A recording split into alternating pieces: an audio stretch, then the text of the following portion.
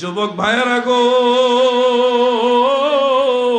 এই ফিতনার যুগে আপনারা যদি ঈমান বাঁচাইতে চান, যদি আল্লাহ এবং আল্লাহ রসুলের পথে চলতে চান, আমি আপনাদের অনুরোধ করি, যারা আগের যুগের বড় বড় ইমাম ছিলেন, যারা মুজতাহিদ ছিলেন, যারা আল্লাহর ওলি ছিলেন, ওই ধরনের আল্লাহর ওলিদের অনুসারী হয়ে যান।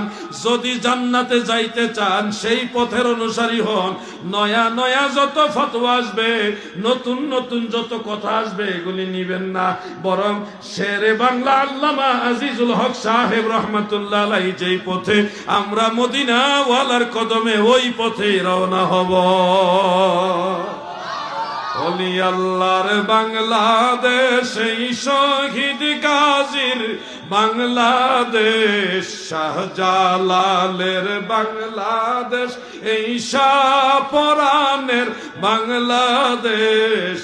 রহম করুন আল্লাহ, রহম করুন আল্লাহ।